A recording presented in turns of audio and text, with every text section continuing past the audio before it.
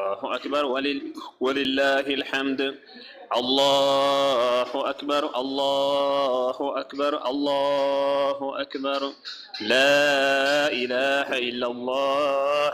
الله أكبر الله أكبر ولله الحمد. الله أكبر الله أكبر الله أكبر.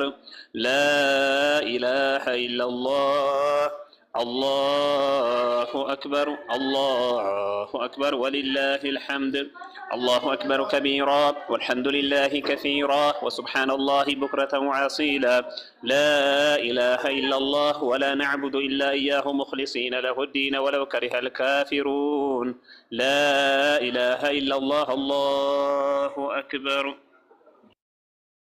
صدق وعده ونصر عبده وعز جنده وأحزم الأحزاب وحده እስከዚህ ድረስ ነው ስትሉ ምን እየተባለ ነው? እንደው ዜማ ብቻ ነው ወይስ ማዕና ውስጥ ትርጉሙን እየተረዳን ነው? ወይ አላሁ አክበር ስንል ምን እያለን ነው? አላሁ አክበር አላሁ አክበር አላሁ አክበር لا إله إلا الله الله أكبر الله أكبر ولله الحمد من እያልን ነው? እየተረዳነው ነው ወይስ እዚህ ጋር ደጋግመን ምን እንላለን? አላሁ አክበርን ደጋግመን እንለዋለን። አላሁ አክበር የሚለውን ቃል ማለት ነው። በመጀመሪያው ላይ ብቻ አላሁ አክበር አላሁ አክበር አላሁ አክበር ስንል ደጋግመን ነው። አላህ ሱብሓነሁ ወተዓላ ዛህራ ድምፅ አለሽ አንቺ ጋር አላህ ሱብሓነሁ ወተዓላ ታላቅ ነው እያለ ነው። አላህ ሱብሓነሁ ወተዓላ ምንድን ነው እያለ ነው? ታላቅ ነው። ኦኬ ዛራ ይቅርታ እሺ እንትን በተደጋጋሚ እየበራብሽ ስለሆነ ኢንሻአላህ እንደ እንትን ሳታስብ እየከፈተብሽ መሰለኝና እታችሁን ኢንሻአላህ። እሺ አላሁ አክበር ስንል አላህ ታላቅ ነው እያለን አላህ ሱብሓነሁ ወተዓላ ከሁሉ ነገር የላቀ የሁሉ የበላይ ሁሉን ያስገኘ ፈጣሪ ነው እያለን አላህ ሱብሓነሁ ወተዓላ ዛሬ ሰዎች አሳንሰው እንደሚያዩት ፍጡራኖች እንደሚገምቱት አይደለም። እሱ ከሁሉ ነገር በላይ ነው። ከሁሉ የላቀ ጌታ ነው። ሰማይ ምድሩን ዛሬ የምናያቸው ሁሉ ነገራቶችን የሰው ልጆችን ሰዎችን ራሳችሁን እስኪ አስቡት። ያህንን እንደዛ አድርጎ የፈጠራቸው አላህ የሁሉ ነገር ባለቤት የሁሉ ነገር በላይ የሆነው አላህ ሱብሓነሁ ወተዓላ ታላቅ ነው። አንሶ ራሱን አስተናንሶ ወርዶ ተዋርዶ መጣ ኖ ለሱ አይገባውም። የላቀ ጌታ ነው እያለ አላህ ሱብሓነሁ ወተዓላ እናንተ ከምትገልጹት እናንተ ከምታወርዱት ነገር የላቀ ጌታ ነው። አክበሩ ሚን ኩሊ ሸይን ከሁሉ ነገር በላይ ነው እያልን በነገራችን ላይ በህይወታችንም ውስጥ ይሄ ነገር መግባት አለበት። አላህ ሱብሓነሁ ወተዓላ የሁሉ የበላይ ነው ስል ምን እያልኩ አላህም በምንም ነገር አልለወጠውም እያልኩ ነው። እኔ ጋር ከሁሉ ነገር በላይ ትልቁ ቦታ ያለው አላህ ነው ጌታዬ ነው እያልን አላሁ አክበር ስል አላሁ አክበር ብዬ ስል አላህ እኮ ከሁሉ ይበልጣል ስል ዛሬ በሳንቲም ዛሬ በእልህ ተነሳስቼ የምለውጠው አምላክ የለኝም እያልኩ ወርዶ ተደብድቦ ለኔ መከራ ከፈለ ብዬ እሱን አዋርጄ በፈጠራቸው ፍጥሮች መከራ የሚደርስበት አምላክ የለኝም እያልኩ አላሁ አክበር ስል እሱን ሊያዋርዱ እሱን ዝቅ ሊያደርጉ ከሚሉ ነገሮች በአጠቃላይ የላቀ ጌታ ነው የሁሉ ነገር የበላይ ነው እያልኩ አስባችሁታል? ሰማይን አስተንስኑ አላህ ሱብሓነሁ ወተዓላ ሰማይን እዩት እስኪ ዝናብን የሚያዘንብልን ተራሮችን እዩት እስኪ ተራራ አይታችሁ ታውቃላችሁ? ተራራን አይታችሁ ታውቃላችሁ? ምን ያህል ግዙፍ ነው ተራሮችን ምናልባት ደግሞ እንትኖችንም ጋላክሲዎችንም ምናምን ነገር ታያላችሁ ብዬ አስባለሁ። ምናልባት ደግሞ እነ ጁፒተርን ምናምን ነገር እነዛ ዓለም ምናምን ነገር አይታችሁታል ይሆናል ብዬ አስባለሁ። ያን ሁሉ የፈጠረ ጌታ አላህ ነው እያላችሁ የሁሉ ነገር ባለቤት እሱ ነው። እሱ ከሁሉ ነገር በላይ ነው። አታዋርዱት ነው በተደጋጋሚ ለምንድን ነው የምንለው? ይደጋገማል እኮ አይደል? አሁን ሲባል የሰማችሁት አብዛኛው ቃል ምንድን ነው? ተክቢራ። ስሙ ራሱ እኮ ተክቢራ ነው። አላሁ ተክቢራ ማለት አላሁ አክበር ማለት ነው። አላህ ታላቅ ነው ማለት ነው። ለምንድን ነው የሚደጋገመው ይሄ ቃል? ሰላት ላይ ስንጀምር አላሁ አክበር። በነገራችን ላይ ሰላት ላይ ስትቆሙ አላሁ አክበር ብላችሁ ነው ምን እያላችሁ መሰላችሁ? ሰላት ውስጥ ስገባ ከሁሉ ነገር የበላይ የሆነው ጌታ ፊት ነው የቆምኩት። ይሄ እኔ ዱንያ ላይ ያሉት ነገራቶች በጠቃላይ ጥያቸው የወረዱ ነገሮች ናቸው። እሱ ከሁሉ የበላይ ነው እና ለዛ ነው እናንተ ፊታችሁን መሬት ያስነካችሁለት ከሱ ውጭ አለ። የተከበረውን ፊታችሁን እኮ ለሱ ብቻ ነው የምታዋርዱት። ይህን የተከበረ ፊታችሁን መሬት የምታስነኩት ለሱ ብቻ ነው። ለማን አስነክታችሁ ታውቃላችሁ? ስለዚህ እሱ ታላቅ ነው፣ እሱ የበላይ ነው። ወረደ፣ ተደበደበ፣ መከራ ደረሰበት፣ በፈጠራቸው በሚስማር ተመታ፣ እጆቹ በሚስማር ተመታ፣ ደሙ ፈሰሰ እያላችሁ የምታዋርዱት አምላክ የለም እያልን ያለን በአንድ ማህፀን ውስጥ ገብቶ ተቀመጠ ልትሉት አላህ እንደዚህ ከምትሉት ነገር የላቀ ጌታ ነው እያልን ነው። ስለዚህ ተክቢራ ስንል ምንድን ነው? አላህን እያላቅነው ነው። ቀጥለ ምን እንላለን? እንበለው አላሁ አክበር አላሁ አክበር አላሁ አክበር ላኢላሃ ኢላላህ አይደል? አላህ ታላቅ ነው ካልን በኋላ ምን እያልን ነው? ከእርሱ በስተቀር አሁን ታላቅነቱ መሰከር ነው። የሁሉ ነገር ባለቤት ነው። የሁሉ ነገር ፈጣሪ፣ የሁሉ ነገር አስገኝ ነው። እሱም ብቻ ነው ልታልቁ የሚገባው፣ ልታዋርዱት አይገባም ካልን በኋላ ይህንን ጌታ ብቻ ነው ልታመልኩትም እያልን ላኢላሃ ኢላላህ የሚለውን ስንቶቻችን እንገነዘባለን? ከእርሱ ውጭ የሚገዛው አምላክ የለም። ነብይ ሆነ መልአክ ሆነ ሷሊህ ሆነ የምታመልኩት ነቢዩ መሐመድን አናመልካቸውን ሰለላሁ ዐለይሂ ወሰለም። ነቢዩን አመልካለሁ የሚል ሙስሊም ካለ ከእስልምናው ነው የሚወጣው። ስለዚህ በእውነት የምገዛው አምላኬ እሱ ብቻ ነው። ያ ታላቅ ብዬ መጀመሪያ ትልቅነቱን የገለጽኩት ጌታዬ እሱም ብቻ ነው ደግሞ ማመልከው፣ ለሱ ብቻ ነው ስምል፣ በሱ ብቻ ነው የምምለው። ስሰግድ ለሱ ብቻ ነው። እርዳታ የምጠይቀው እሱም ብቻ ነው። እርዳታ የምጠይቃቸው ሌሎች አካላቶች በመሀል የሚያዳርሱኝ እገሌ ድረሱልኝ፣ እገሌ በኩል በገብርኤል በማርያም በጅብሪል በሷሊሆች በመልካሞች በና አብዱልቃድር ጄራን ምናምን እያልን የምንለምነው የምናዳርሰው ቦታ የለም። የምንደርሰው ወደ እሱ ቀጥታ ነው የምንጣራው። እሱም ብቻ ነው ማመልከው እያለ እሱ ነው በቃ ታላቁ አልኩታ። ከሱ በላይ ታላቅ የለም አልኩኝ እኮ። ከሱ ጋር ማነጻጸረው፣ ከሱ ጋር የምሰግድለት፣ ከሱ ጋር የምምልበት፣ ከሱ ጋር እርዳታ የምጠይቀው፣ ከሱ ጋር ጭንቀት ውስጥ ስገባ ድረስልኝ የምለው፣ አብሬ በጋራ የምጠራው። በጋራ እኮ አላህና እገሌ ከሻ ራሱ አልለውም አያይዤ ማለት። ስለዚህ ከሱ ጋር ማያይዘው፣ ከሱ ጋር አንድ አድርጌ የምጠራው አምላክ የለኝም። እሱን ብቻ ነው ማመልከው። ሳመልክ አላህን ብቻ ነው። ነብዩ መሐመድ ሰለላሁ ዐለይሂ ወሰለም አላመልክም፣ መላእክቶችን አላመልክም፣ ጅብሪልን አላመልክም። ነብዩን አመልካለሁ የሚል ኖ፣ ነብዩን እለምናለሁ የለም። ሙስሊም ሆኖ ነብዩን እለምናለሁ ካለ አላወቀም ማለት ነብዩን አላወቀም። ሌላ ዳዋን የሰማው ማለት የነብዩን ዳዋ አልሰማ፣ የነብዩን አስተምሮ አያውቀውም፣ አልሰማም ማለት። ሙስሊም ሆኖ ጅብሪልን እለምናለሁ የሚል ጅብሪል ድረስልኝ፣ ገብርኤል ድረስልኝ የሚል ካለ ያ ችግር ነው ማለት። ምክንያቱም እኔ ጌታዬ አላህ ሱብሓነሁ ወተዓላ ኡድዑኒ አስተጂብ ለኩም ለምኑኝ ይቀበላቸዋለሁ አለኝ እንጂ በሌላ በኩል በእነንትና በኩል አንተ ኃጢአተኛ ነህና አንተን አልቀበልም በገሌ በኩል እርዳታ እንደዚህ አላለኝ። ቀጥታ እኔን ለምነኝ። እኔ እኮ አዛኝ ነኝ፣ እኔ መሀሪ ነኝ።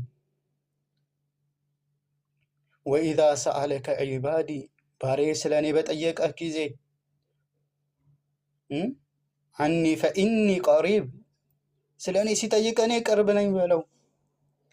እንደው አንተ ወንጀል ስለሰራ ርቀዋለሁ ብሎ አያስብ፣ ንገረው እኔ ቅርብ ነኝ። ኡጂቡ ዳዕወተ ዳዒ ኢዛ ደዓን ለማኝ በለመነኝ ጊዜ ይቀበለዋለሁ አለ። ስለዚህ በመሀል የምናስገባው የለም። ስለዚህ ላኢላሃ ኢለላህ ስንል ከእርሱ ውጭ የሚገዛው አምላክ የለኝም እያልኩ ነው። ከእሱ ውጭ በነገራችን ላይ ከእሱ ውጭ የምታገዝበት ከእሱ ውጭ እርዳታ የምጠይቀው የለም እያልኩ ነው። ስለዚህ ላኢላሃ ኢለላህን እንረዳው እያለን አላህን ብቻ ፈጣሪ ነው ስንል አንድ ነው፣ ብቸኛ ነው፣ ሶስት አይደለም። የኔ አምላክ የኛ የምናመልከው አምላክ በፈጣሪነቱ ላይ ፍጡርነት የለበትም። በጥበቃው ላይ ድካም የለበትም። በአንድነቱ ላይ ሶስትነት የለበትም። በህያውነቱ ላይ ተኛ የሚባል መተኛት የለበትም።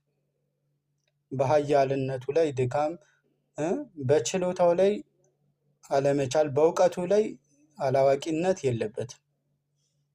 በአምላክነቱ ላይም ሰውነት የለበትም።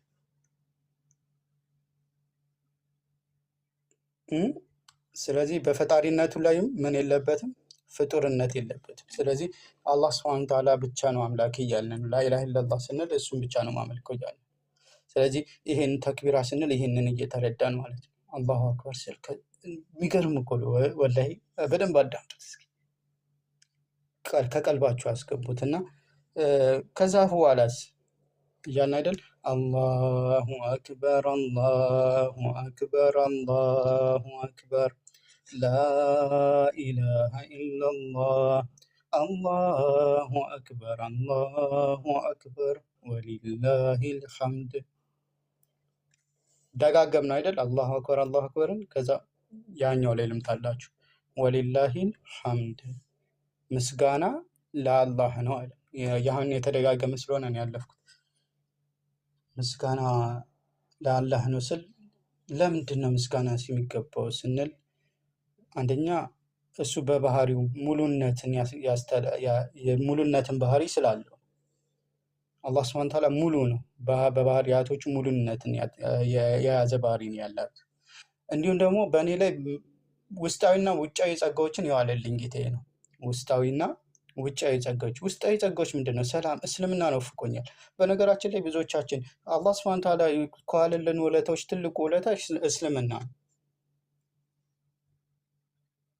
እስልምና አላህ ሱብሓነሁ ወተዓላ ከዋለልን ከየትኛውም ውለታ እስልምና ትልቁ ውለታ ነው። አላህን ማወቅ አስቡት። ሰዎች እኮ ያልፈጠራቸውን እያመለኩ ነው። ሰዎች እኮ በእጃቸው ለሰሩት እኮ እያመለኩ ነው። እጃቸው ጠፍጥፈው በእጃቸው ለሳሉት በእጃቸው ቀርጸውት ራሳቸው ማታ ላይ ወይ ደግሞ ጠዋት ቀን ላይ የሰሩትን ሐውልት ማታ ላይ ደግሞ ለእሱ ሲሰግዱለት ታያላችሁ። ቀን ላይ ስለውት ቀን ላይ ራሳቸው በእጃቸው ቀለምና እንትን እስክሪብቶ ይዘው የሳሉትን ስዕል ማታ ላይ ሄደው ይሰግዱለት። ራሳቸው እኮ ቀለማቸውን አውጥተው እስክሪብቶ እና እንትን አውጥተው የሳሉትን ራሳቸው ጠርበውና እንትን ብለው የሰሩትን አካል ያመልኩታል። ስለዚህ አላህ ሱብሓነሁ ወተዓላ እስልምናን ስለወፈቀን ውስጣዊ ጸጋዎችን የውስጥ ጸጋ እንላቸዋል። ይሄ እስልምና፣ ኢማን እንዲሁም ደግሞ ከወንጀል ደግሞ ከራቃችሁ አላህ ሱብሓነሁ ወተዓላ ከወንጀል ከጠበቃችሁ ከመጥፎ ሰዎች እኮ እስልምና ድምፄን አሰማሽኝ እንደው እሺ እሺ ሰዎች እኮ ዘፈን ሰምተው ዘና ይላሉ። ሰዎች እኮ እንትን በተለያዩ በሐራም ነገሮች ይደሰታሉ። እናንተ ቁርአን ስትሰሙ ደስ ይላችሁ አስባችሁታል? ይህንን ትልቅ ነገር ነው ያገኛችሁት። ሰዎች በሐራም ሲደሰቱ እናንተ በሐላል ትደሰታላችሁ።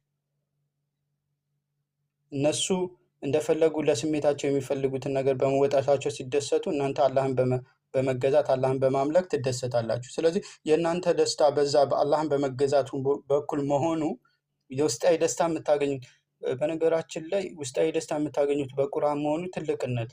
እናንተ ሲጨንቃችሁ ሲጠባችሁ ቁርአን ላዳምጥ የምትሉ ሰዎች ከሆናችሁ እድለኞች ናቸው። ስለዚህ አላህን አመስግኑት። ሰዎች ዘፈን እየሰሙ ውስጣቸውን ለማስደሰት ይሞክራሉ። ሰዎች ሲጋራ በማጨስ ውስጣቸውን ለማስደሰት ይሞክራሉ። ሰዎች መጠጥ በመጠጣት ውስጣቸውን ለማስደሰት ይሞክራሉ። እናንተ ደግሞ ቁርአን በማዳመጥ ሐላል ነገር እዚህ ትምህርቶችን በመማማር ትደሰታላችሁ። ስለዚህ ለዚህም ነገር አልሐምዱሊላህ እንላለን። አላህን በብቸኝነት እንድንገዛ ስላደረገን እንዲሁም ደግሞ በሐላል ነገር በእስልምና እንድንደሰት ስላደረገን፣ ከዛ ውጭ ደግሞ ሰውነታችን ራሳችን ላይ ያለውን ጸጋዎች ደግሞ በማስታወስ እስኪ ሁላችሁም ልጠይቃችሁ፣ አይናችሁን ይወሰድና በስንት ብር ትለውጡታላችሁ? 1 ሚሊዮን ይሰጣችሁና አይናችሁን ለሆነ ሰው ስጡ ብትባሉ ትሰጣላችሁ? ሁለቱ አይናችሁን እንደው 1 ሚሊዮን ይሰጣችሁና 1 ሚሊዮን ይሰጣችኋል። እንደው አይናችሁን ለሌላ ሰው ይሰጥ የምትለውጧላችሁ። 2 ሚሊዮን ይሁንላችሁ ቢባልስ ያደርገዋል? ስለዚህ እናንተ አላህ ሱብሓነሁ ወተዓላ በራሳችሁ ላይ የዋለውን ጸጋ እኔ ላይ የዋለውን ጸጋ ብላችሁ አስታውሱና ለዛ ምስጋና እያቀረባችሁ ነው ማለት ነው። ወሊላሂ ሐምድ ስትሉ ምስጋና ለዓለማቱ ጌታ ይገባ፣ ውስጣዊም ውጫዊም ጸጋዎችን ለዋለልኝ ማለት ነው። ውስጣዊም ውጫዊም ጸጋዬን ለዋለልኝ ጌታዬ ምስጋና ይገባው እያላችሁ ማለት ነው። ስለዚህ እንዳላበዛባችሁ ሌሎችንም ብተረጉማቸው ደስ ይለኛል፣ ግን እየበዛ لا إله إلا الله الله أكبر الله أكبر ولله الحمد الله أكبر الله أكبر الله أكبر لا إله إلا الله الله أكبر الله أكبر ولله الحمد الله أكبر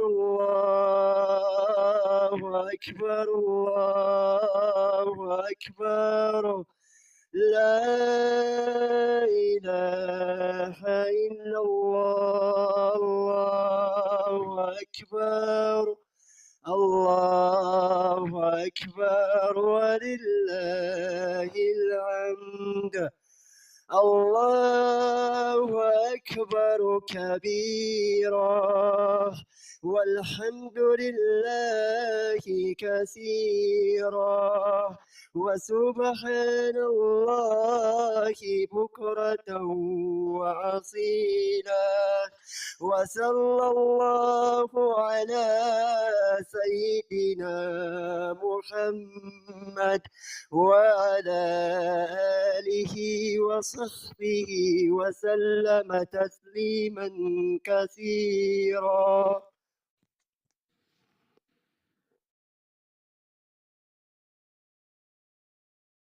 ያልተገቡ ባህሪያቶችን ከመኖር ለአንተ የጠራነ ሱብሃንአላህ ስንል ሱብሃንአላህ ቡክረተን ወአሲላ ስንል አላህን ሱብሃነሁ ወተዓላ እያጠራ ነው ማለት ነው። ሰዎች እንደዛ ነው በቁርአን ላይ ሰዎች ካሉበት ነገር በአጠቃላይ አላህ ሱብሃነሁ ወተዓላ የጠራ ነው። እነዛ መልካም የአላህ ባሮች ነብያቶች ሲቀሩ ይላል። ስለዚህ ነብያቶች አምላክን አላህን ሱብሃነሁ ወተዓላ እሱ በገለጠላቸው መልኩ ከገለጹት በስተቀር ከዛ ውጪ ሰዎች አምላክን የሚገልጹበት ሁኔታ ከዛ ማጥራት አላህን ማጥራት ምን ማለት ነው? ማጥራት ስናጠራው ምን ብለን ነው? ለምሳሌ ከፊሉ ይመጣና አምላክ ሰው ሆነ ሲሉ ሱብሃንአላህ እንላለን። ምን አላህ ሰው ከመሆን የጠራ ጌታ ነው እያለ ሰዎች ይሄ ሰማይና ምድር እኮ እንደው ዝም ብሎ ለጨዋታ ነው የተፈጠረው ሲሉ ሱብሃንአላህ እንላለን። አላህ ጥራት የተገባው ነው እናንተ ከምትሉት እንደው ይሄ የሰማይና የምድር ፈጣሪ ይህንን ሁሉ ያስገኘ ፈጣሪ እንደው ዝም ብሎ ያለ ለማይረባ ነገር ዝም ብሎ ይህንን ነገር አደረገ ብላችሁ እሱን መግለጣችሁ ሱብሃንአላህ እንላለን። እሱ ጥራት የተገባው ነው። እንደዚህ አይነት ለጨዋታና ለቀልድ ይህንን ትልቅ ዓለምን ይፈጥራል ብለን አናምንም። ስለዚህ አላህ ሱብሃነሁ ወተዓላ ጥራት የተገባው ነው እንላለን። አምላክ አንድም ሶስትም ነው ሲሉ ሱብሃንአላህ እሱ አንድ ብቻ ነው፣ ጥራት የተገባው ነው። እናንተ አንድም ነው ሁለትም ነው ከምትሉት ጥራት የተገባው ነው እንላለን። አምላክ ደከመው አረፈ፣ ሰማይና ምድርን 6 ቀን ፈጠረ፣ በሰባተኛው ቀን አረፈ ሲሉን ሱብሃንአላህ አላህ ጥራት የተገባው ነው። ለሱ ደከመው አረፈ አዘነ ተብሎ የሚገለጽ ባህሪያት የለውም። ስለዚህ ሱብሃንአላህ አላህ ጥራት የተገባው ነው እናንተ ከሚገልጹበት ባህሪያት ብለን እንላለን። አላህ ሱብሃነሁ ወተዓላ የአባትን ኃጢአት በልጅ ላይ ያሸክማል ሲባል ሱብሃንአላህ ጥራት የተገባው ጌታ ነው። የአባትን ኃጢአት በልጅ ላይ ያሸክምም ብለን አላህን ሱብሃነሁ ወተዓላ ከእንደዚህ አይነት ባህሪ እናጠራዋለን። ስለዚህ አላህን ሱብሃንአላህ ስንል ምን እያልን ነው? ሰዎች ደካማ አድርገው ከሚገልጹት ወይ ደግሞ አምላክ የማይገቡ ባህሪያቶችን ከሚያስቀምጡ በአጠቃላይ ጥራት የተገባው ነው እንላለን። እሱ እነዚህ እናንተ የምትሏቸው የምትገልጹበት ባህሪን እሱ አልተላበሰም። እንደዚህ አይነት ባህሪ የለውም። ደከመ፣ ተራበ፣ ሞተ ብለን የምንገልጸው አምላክ የለንም። ስለዚህ እንደዛ ሲገለጥ ምን እንላለን? ሱብሃነላህ፣ አላህ ጥራት የተገባው ነው፣ እናንተ ከምትገልጹት በአጠቃላይ የጠራ ጌታ ነው እንላለን። ስለዚህ ሱብሃነላህ ስንል ምን እያለን ነው? ጌታችንን አላህ ሱብሃነሁ ወተዓላ ሰዎች ከገለጹት ነገር የጠራ ነው። ተኛ፣ አረፈ እና ኖ አምላክ አይተኛም አያርፍ። ሰው ሆነ ኖ ሰው አይሆንም አምላክ። ተወለደ እንዲህ አይወለድም። ሱብሃነላህ እንላለን። ስለዚህ ሱብሃነላህ ስንል አላህን ሱብሃነሁ ወተዓላ ከጉድለት ባህሪያቶች በአጠቃላይ እያጠራን ነው። ከጉድለት ባህሪያቶች ማለት ከባህሪያቶቹ አንዱ አላህ ሱብሃነሁ ወተዓላ የአንድን ነገር ያለ ዓላማ እንዲሁ ይፈጥራል ብለን አናምንም። አይደለም አንድ አላህ ሱብሃነሁ ወተዓላ ይቅርና አስባችሁታል? እናንተ በጣም የምታከብሩት ወይ ደግሞ በጣም የምታደንቁት ፕሮፌሰር የተባለ ምናምን ሰው የሆነ ኮርኪ አዘጋጅቶ ኮርኪ ሲጮህ ስታዩት ምናምን ነገር ብታዩት እንዴት ይሄን ያደርጋል? ይሄማ ፕሮፌሰር ሊሆን አይችልም። ይሄ ይሄን አይምሮ ያለው ሰው እንደዚህ ሊቅ የሆነ ሰው እንዴት እንደዚህ አይነት ነገር ያደርጋል ብለን እንላለን። ታዲያ አምላክን ይህን ሰማይና ምድርን እንደዚሁ ለጨዋታ ነው ፈጠረው ብሎ ማለት ይህንም አላህ ሱብሃነሁ ወተዓላ እናጠራለን። ከዛ ውጪ ሰዎች ሁሉ በቃ ሞቱ፣ በቃ ከሞት በኋላ አይነሱም ስንል አረ አላህ ጥራት የተገባ ነው። በዳዮች እንደዛ አንድ ሰው እንደፈለገ ሰዎችን ሲበድል ኖሮ እድሜ ልኩን እንደፈለገ ኃጢአት ሲሰራ ኖሮ ከዛ በኋላ ደግሞ ሌላኛው ደግሞ ምንም ኃጢአት ሳይሰራ ሰዎችን ሳይገል ሰዎችን ሳያጠፋ ምንም ያላጠፋው ሰው ሁለቱን እኩል አርጎ ሁለቱንም በሞት ላይ ይተዋቸዋል ማለት ይህንም አምላክን የሚገባው ባህሪ አይደለም። ሱብሃነላህ፣ አላህ ጥራት የተገባው ነው፣ ይህም ለሱ አይገባውም ብለን እንገልጻለን ማለት ነው። ስለዚህ ሰዎች አላህን ከሚገልጹበት ባህሪ የጠራ ጌታ ነው ብለን እንለዋለን ማለት ነው። ሱብሃነላህ ቡክረተን ወአሲላ ብለን እንላለን ማለት ነው። ላኢላሃ ኢለላህ የሚለውን ተርጉም ያለው ከዛ ምን እንላለን? ወላ ነዕቡዱ ኢላ ኢያህ። ቅድም የላኢላሃ ኢለላህ ትርጉም ነው። ወላ ነዕቡዱ ኢላ ኢያህ ስንል ከእርሱ ውጭ የምናመልከው የለም እያልን ወላ ነዕቡዱ ኢላ ኢያህ እሱም ብቻ ነው የምናመልከው። ቅድም አብራርቼዋለሁ። ላ ነቢዩን ሙቀረብ ላ መለኩ ሙቀረብ ወላ ነቢዩን ሙርሰል። የቅርብ የሆነ መልአክም አላህ ዘንድ ቅርብ የሆነ መላእክትም ሆነ እንዲሁም ደግሞ የተላከም መልእክተኛ ሆነ ሊመለክ አይገባውም። ስለዚህ እሱ ብቻ ነው። ወላ ነዕቡዱ አናመልክም። ዛሬ ሰዎች ድንጋይ አመለካችሁ ይሉናል። ሙስሊም ድንጋይ የሚያመልክ ሙስሊም ካለ ሙስሊም አይደለም። ካዕባን የሚያመልክ ሙስሊም ካለ ሙስሊም አይደለም። ካዕባ ይጠቅመኛል ይጎዳኛል የሚል ሙስሊም ካለ ሙስሊም አይደለም። እኛ የምናመልከው አንዱን አምላክ ወላ ነዕቡዱ። እሱን ስናመልክ ደግሞ ከእሱ ጋር የምናጋራው አብረን የምናመልከው የጋርዮሽ አምልኮ የለም። በጋራ የምናመልካቸው 2-3 የለውም። ስለዚህ ወላ ነዕቡዱ ኢላ ኢያሁ ሙኽሊሲነ ለሁዲን። ጥርታ ሙኽሊሲን ማለት በቃ በነገራችን ላይ ኢኽላስ በጣም ከባዱ ነገር ተነሳ። ኢኽላስ በነገራችን ላይ በጣም ከባድ ነገር ነው። ስለ ኢኽላስ ማውራት ራሱ ኢኽላስ ይፈልጋል። ኢኽላስ የምንለው ነገር ሰዎች ሁሌም ከራሳቸው ጋር ሊታገሉለት የሚገባ ነገር ነው። ኢኽላስ እሱ ራሱን የቻለ ርዕስ ነው። ኢኽላስ ምን እያለን ነው? በኢኽላስ ነው አላህ የምንገዛው ስንል ምን እያለን ነው? አንደኛ ከሱ ውጭ አናመልክም እያለን ነው። ግን ስናመልከው ውስጥ ደግሞ ጥርት አድርገን ለሱ ብቻ። ኢኽላስ በጣም ከባድ ርዕስ ነው። እኔ እዚህ ጋር ስናገር ንግግሬን ከታች ሰዎች እንዲያደንቁኝ ከሆነ እኮ አለቀ፣ ኢኽላስ የለውም ማለት ነው። ሰዎች ኦኬ ይስሐቅ እንደዚህ ነው እንዲሉኝ ከሆነ ፈተና ደረሰ ማለት ነው። ጎበዝ ነው በጣም እኮ እሱ እኮ እንዲህ ነው እንዲሉ ከሆነ ያ ኢኽላስ የለውም። ለሱ ብቻ የተሰራ አይደለም፣ ሌላ የተፈለገች ነገር አለች ማለት ነው። ሌላ ከውስጧ ከበስተጀርባ የተፈለገች ነገር አለች ማለት ነው። የሆነ ነገር ስናገር ሰዎች ፎሎ እንዲያደርጉኝ እና እንዲያደንቁኝ ከሆነ ሌላ ችግር ማለት ነው። ስለ ኢኽላስ መናገር ከባድ ነው። ራሱ ኢኽላስ የሚፈልግ ጉዳይ ስለሆነ ማለት ነው። ታፕ ሼር ስናደርግ የምንፈልገን ነው። ኢኽላስ ይጠይቃል። ሰዎች ዳዋው እንዲደርሳቸው ነው?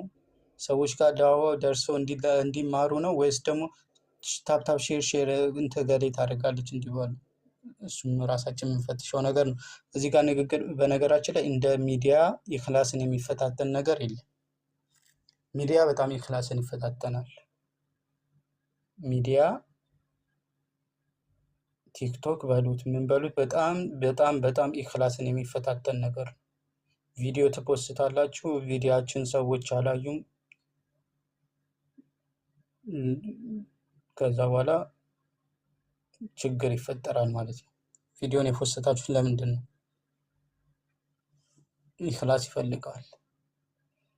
የሆነ ነገር አድርጋችሁ ከዛ የምትፈልጉት የሰዎችን ውዴታ የሰዎችን እገሌ ለዩልኝና ለይስሙልኝ ከሆነ ስራውን አላህ ሱብሓነሁ ወተዓላ አልቀበለውም ብሎ እናንተ የምታረጋቸው እያንዳንዱ ድርጊቶች ለአላህ ተብለው ካልሆነ ለሰዎች ተብለው ሰዎች እንዲህ አሉኝ፣ ሰዎች እንዲያረጉኝ፣ እንዲያረግሽ እንዲሉኝ፣ እንዲያደንቁኝ፣ በንግግሬ እንዲያደንቁኝ፣ በመሰራቸው ቪዲዮዎች እንዲያደንቁኝ፣ እንዲሁም ደግሞ ኮመንት በማድረጋቸው ነገሮች ሰዎች እንዲህ አለች እንዲሉኝ ከሆነ ይሄ ከባድ።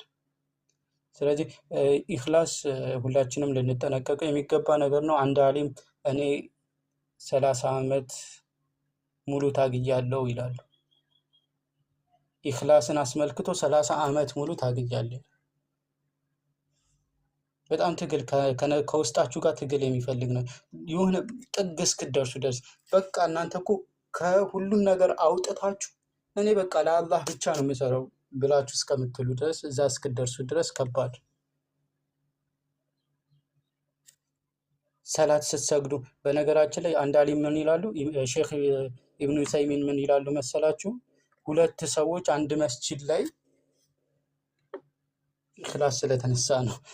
ሁለት ሰዎች አንድ መስጂድ ላይ በአንድ ኢማም እየሰገዱ አብረው ጎን ለጎን ቁመው አንዱ ደረጃው ሰማይ ነው፣ አንዱ ደረጃው ታች ነው ይላሉ። አብረው ነው የቆሙት፣ የሚሰግዱት በአንድ ኢማም ነው። የቆሙትም አጠገብ ላጠገብ ነው፣ የሚሰግዱትም አንድ አይነት ሰላት ነው። ግን ደረጃቸው የሰማይና የምድር ነው።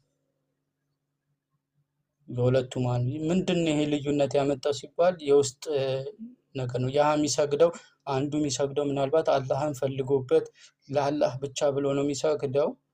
ከአላህ መገናኘትን ናፍቆ እንዴት ሰላት ካሁን ደረሰች ብሎ አላህ ዘንድ ሄዶ ነው የሚሰግደው። አላህን ለማግኘት እሱን ፈልጎ የሚሄድ ሰው አለ። ሌላኛው ደግሞ ሰዎች ለምን አሰግድም እንዳይሉት ነው፣ ወይ ደግሞ ሰዎች ሰጋጅ ነው ይሄ ልጅ ጎበዝ ነው እንዲሉት ይሆናል። ሁለቱ መሀል የሰማይና የምድር ልዩነት አላቸው። ያንን ልዩነት ያመጣው ልባቸው ውስጥ ባለው ነገር ነው፣ በኢኽላሳቸው ነው። የፈለጉበት በውስጣቸው የቋጠሩት ነገር ምንድን ነው? ምንድን ነው የፈለጉበት? የፈለኩበት አላህን ነው። መስጂድ ውስጥ ስገባ አብሮኝ የቆመው ሰው ከኔ በላይ እሱ ደረጃው ላይ ነው፣ እኔ ታች የሚያደርገኝ ነገር አለ። ያንን ነገር ልጠነቀቅ ይገባል። ጾም እንጾማለን። ስንጾም ለማን ነው? ሰዎች ጿሚ እንዲሉኝ ነው? ያም ሌላ ጥያቄ። ስግደት እንሰግዳለን። ስንሰግድ ሰደቃ ልንሰጥ እንችላለን። ቲክቶክ ላይ የሰደቃም ራሱ አንድ ችግር ነው። ስትሰጡ ሰደቃ ሰው እንዲያይላችሁ ነው ወይስ ደግሞ ለማን ብላችሁ ነው? በጣም ኢኽላስን ተጠንቀቁት። የኢኽላስ ጉዳይ በጣም አሳሳቢ ነው። አላህን ሙኽሊሲን ጥርት አድርገን ነው የምንገዛው ሲባል የዱንያም ጉዳይ ፈልገንበት ሊሆን አይገባም። በነገራችን ላይ ሻሃዳ ስትይዙ ሌላ ነገር ካለው ውስጡ ላይ ፈረሰ ማለት ነው። ብዙ ጊዜ ሊወቅሱ ይችላሉ አይደል? እስልምናው በሌሎች ነገሮችን ፈልጎ የመጣም ሰው እኮ ሻሃዳው ችግር አለበት ማለት ነው። ስለዚህ የኢኽላስ ጉዳይ ነው። እሱ ለአላህ ብላችሁ ነው የሰለማችሁት። ለአላህ ብላችሁ ከሰለማችሁ የሆነ ሰው አስቀየመኝ ብላችሁ እንዴት ትሄዳላችሁ? ኢኽላስ ይፈልጋል ማለት። ተቀያየምኩ ተብሎ አይኬድ። ምክንያቱም ለአላህ ብላችሁ ነው የመጣችሁት። ኢኽላስ ይዛችሁ ነው የመጣችሁት። እሱም ብቻ ፈልጋችሁ መምጣት አለባችሁ። እሱም ብቻ ግንኙነታችሁ ከእሱና እሱ ጋር ብቻ ነው። ስለዚህ ምንም ነገር አያወዛውዛችሁ ማለት ነው። ስለዚህ ምን እያልኩ ነው ሲባል ኢኽላስ የሚለው ነገር ሁላችንም ጥንቃቄ ልናደርግበት የሚገባ ነገር ነው። ስራችንን ለአላህ ጥርት ልናደርገ ይገባል። የሆነች የነቃች የጠራች ኢባዳ ልትኖረን ይገባል። ስትሰግዱ፣ ስትጾሙ፣ ሰደቃ ስትሰጡ፣ ቪዲዮ ስትሰሩ፣ ስትናገሩ፣ ሼር ስታደርጉ፣ ታብታብ ስታደርጉ፣ ሀዲስ ስትጽፉ ኮመንት ላይ ምንድን ነው የምንፈልግ? ማስተማር ነው? ለሌሎች ማሳወቅ ነው? ወይስ ደግሞ ጎበዝ ነች እንድባል ነው? ጎበዝ ነህ እንድባል ነው? ይህንን ነገር ማጥራት ያስፈልጋል። ስለዚህ ኢኽላስን ተጠንቀቁ። እሺ፣ ጥንቃቄ ያስፈልጋል። ይህ ማለት ፎሎ እንዲኖር መመኘት ችግር የለውም። ለምን? ብዙ ሰዎች ፎሎ ባደረጓችሁ ቁጥር ዳዕዋችሁ ተደራሽ እንዲሆን ለሌሎች ላልደረሳቸው ሰዎች እንዲደርስ መመኘት ችግር የለውም። ግን የሚሆን ያለበት ዳዕዋችሁ ተደራሽ እንዲሆን ምኞት እንጂ ሰዎች እንዲያውቁኝ መሆን የለበትም። ገብቷችኋል? ብዙ ሰዎች ይሄ ዳዕዋ እንዲደርሳቸው ፎሎ ሲትደረጉ ኦኬ እንትን ልትሉ ይችላላችሁ። ግን ይህ ፎሎ የመደረጋችሁ እንትኑ መሆን ያለበት ኦኬ አልሐምዱሊላህ ፎሎወሮቼ ጨምረዋል፣ ስለዚህ ዳዕዋዬን የሚዳዋዋውን ተደራሽ የሚሆንባቸው ሰዎች እየጨመሩ ነው። በዛው ደግሞ ብዙ ሰዎች እስልምናን ማወቅ ይችላሉ፣ እስልምና መረዳት ይችላሉ። ስለዚህ ብላችሁ ያንን ታሳቢ ነው እንጂ ማድረግ ያለባችሁ ምን መሆን የለበትም።